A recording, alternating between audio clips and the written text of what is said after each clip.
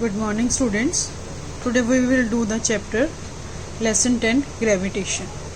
ठीक है.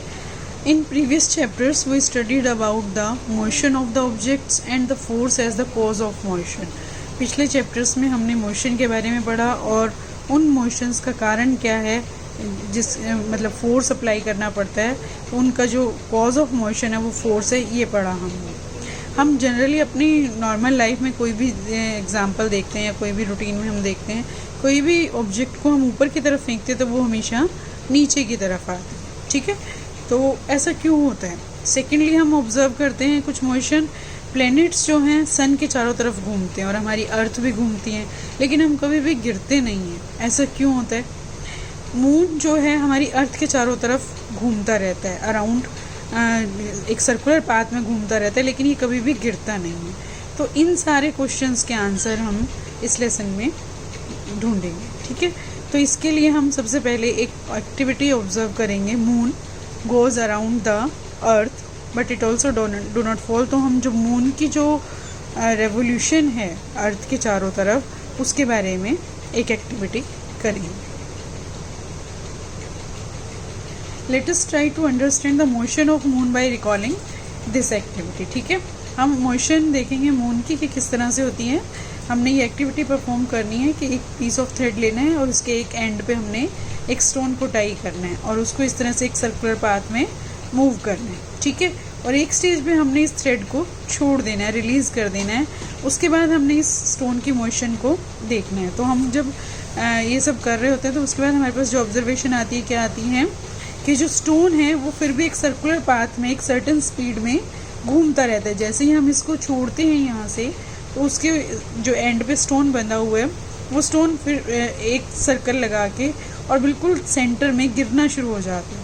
तो ऐसा क्यों होता है. Because the change in direction involves change in velocity of acceleration. ये ऐसा होता है कि वेलोसिटी और एक्सेलरेशन में चेंज आता है. और इस एक्सेलरेशन में चेंज क्यों आता है, क्योंकि जो बॉडी सर्कुलर पाथ के अराउंड जो मूव कर रही थी उस पर फोर्स अप्लाई होता है, जो कि सेंटर की तरफ ही अप्लाई होता है, सेंटर की तरफ ही वर्क करता है. And that force is called the centripetal force. ठीक है, इस फोर्स को हम सेंट्रीपिटल फोर्स कहते हैं, जो इस स्ट्रिंग को रिलीज़ करने के बाद स्टोन जो सेंटर की तरफ गिरता है, दैट और जिस फोर्स की वजह से गिरता है, इसे हम सेंट्रीपिटल फोर्स. अगर ये फोर्स ना होता, अगर ये सेंट्रीपिटल फोर्स ना होता, तो ये हमारा जो स्टोन है ये इसमें सेंटर की तरफ आने के बजाय ये सीधा आगे की तरफ चला जाता, जो हमने पिछले लेसन में पढ़ा था. ठीक है, तो स्ट्रेट लाइन जो, अगर ये स्ट्रेट लाइन बन जाती, अगर हम बीच में ना आता है सर्कुलर पाथ के, सेंट्रीपिटल फोर्स ना होता, तो ये स्ट्रेट लाइन बन जाती और इस स्ट्रेट लाइन को हम tangent to the circular path कहेंगे.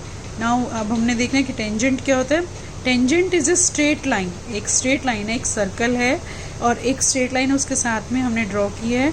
जहाँ पे ये स्ट्रेट लाइन इसको सर्कल को टच कर रही है, that point is termed as the tangent of the circle. इस पॉइंट को हम टेंजेंट ऑफ द सर्कल कहते हैं. और straight line A B C is the tangent to the circle at point B. और हम पूरी लाइन के लिए अगर हम बात करें तो जो लाइन ए बी सी है ये सर्कल के लिए बी पॉइंट पे टेंजेंट है.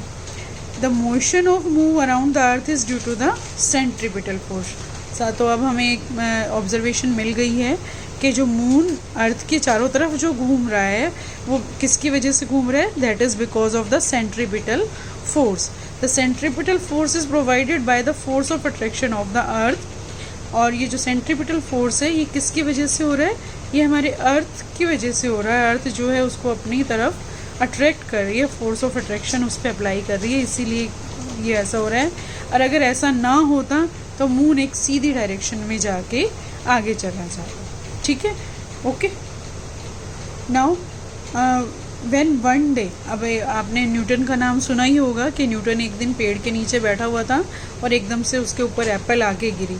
तो वो उसकी वजह से उसने काफ़ी थिंक किया, उसने काफ़ी सारे प्रूफ बनाए और उसने रीज़न निकाला कि ये एप्पल नीचे क्यों आगे गिरा, ये एप्पल वापस ऊपर की तरफ क्यों नहीं गया. कि अगर उसने सोचा कि अर्थ अपनी तरफ अट्रैक्ट करती है, तो उसने यही क्वेश्चन अराइज हुआ उसके मन में कि earth can attract an apple towards, then why it not moon. कि अगर अर्थ अपनी तरफ एप्पल को अट्रैक्ट कर सकती है तो वो अपनी तरफ मून को क्यों नहीं अट्रैक्ट करती। तो उसका रीज़न अभी अभी हमने पढ़ा कि मून जो है, क्योंकि सेंट्रीपिटल फोर्स अप्लाई हो रहा होता है, उसके ऊपर लग रहा होता है, इसीलिए मून जो है एक सर्कुलर पाथ में घूमता रहता है और वो अर्थ के ऊपर आके नहीं गिरता है। तो इन सारी ऑब्जर्वेशन से न्यूटन ने कॉन्क्लूडेड किया कि एक फोर्स है, इन सारी वजहों के लिए एक फोर्स रिस्पॉन्सिबल है, और जो यूनिवर्स में जितनी भी ऑब्जेक्ट्स हैं वो सारी एक दूसरे को अट्रैक्ट कर रही हैं, and this force of attraction between these objects is called the gravitational force. और ये जितने भी जो ये फोर्स ऑफ अट्रैक्शन है चीज़ ऑब्जेक्ट्स के बीच में, इसको हम ग्रेविटेशनल फोर्स कहते हैं।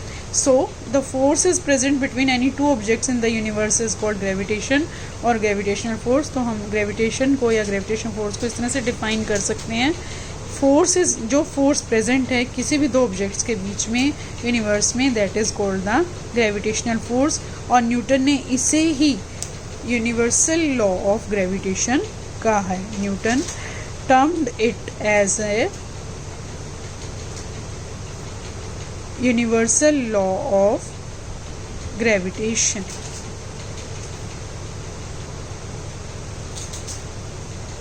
ठीक है।